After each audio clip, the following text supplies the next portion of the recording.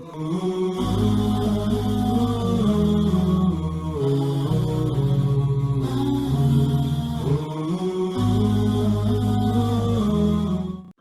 ibn Amir, radiyallahu ta'ala anhu, a very simple companion of the Prophet sallallahu alaihi wasallam. He was a Bedouin. He rode a donkey, didn't dress very nice, goes to the palace of Rustum in Persia, one of the biggest palaces in Persia at the time. Parks his donkey right in the front of his palace, between his silk sheets and cushions and pillows and all of his guards.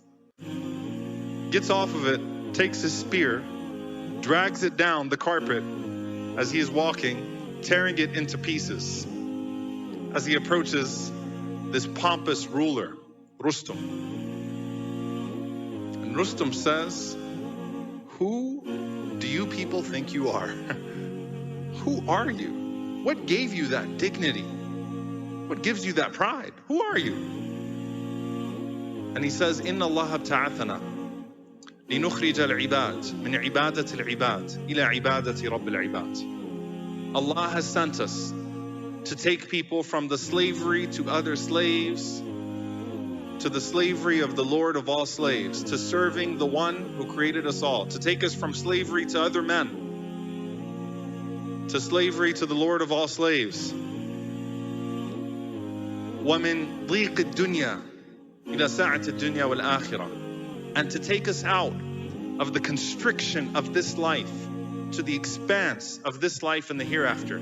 He's saying that as he's standing in a palace, to take us from the constriction, the suffocation of this material world to the expanse of this world and the hereafter. وَمِن جَوْرِ الْأَدْيَانِ إِلَى عَدْلِ الْإِسْلَامِ, and from the oppression of other systems to the justice of Islam. In those three sentences is an incredible guiding philosophy to what Islam offers to the world. And who do you think he was speaking to? Was he really just speaking to Rustum, or did he recognize that there were other people that were listening too?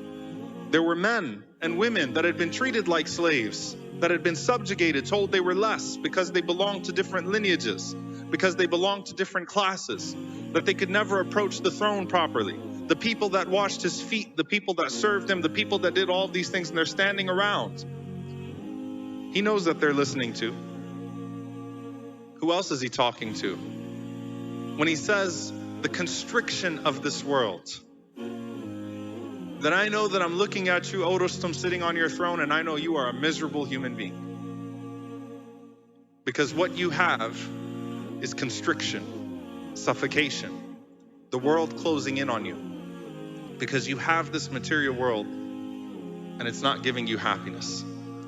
وَمَنْ أَعْرَضَ عَنْ ذِكْرِي فَإِنَّ لَهُ مَعِيشَةً ضَنْكًا. And whoever turns away from our remembrance will have a suffocating life. وَنَحْشُرُهُ يَوْمَ الْقِيَامَةِ أَعْمَى, and will be raised on the day of judgment blind, have absolutely nothing. قَالَ رَبِّ لِمَ حَشَرْتَنِي أَعْمَى, and will scream out, "Oh my Lord, why did you raise me blind? وَقَدْ كُنْتُ بَصِيرًا, I used to be able to see." And Allah would mention the blessings and how that person disbelieved in those blessings. So he spoke to the constriction of this life, to the expanse of something more meaningful, something more purposeful. Rabi' did not say, "I don't know if you've heard, but we've got our own palaces now too." He didn't say, "I don't know if you've heard, but Islam is spreading through the world. There are many other, we're not the people that you used to know us as." He spoke to something deeper. That in this palace, in this fallacy of happiness of yours and materialism, this has come to give real life in expanding our chests and expanding our hereafter. And from the oppression of all other systems to the justice of Islam. He spoke to dignity. He spoke to purpose. He spoke to justice.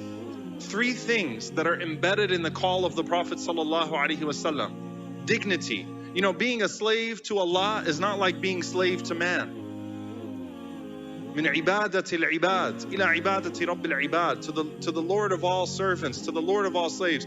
When you are a slave of God, you are honored. You have liberated yourself from slavery to all other people. You don't look for other people's approval. You don't look for their validation. You don't look for their standards. You don't worship other people. You don't obey unconditionally other people. You don't fear other people. You are liberated.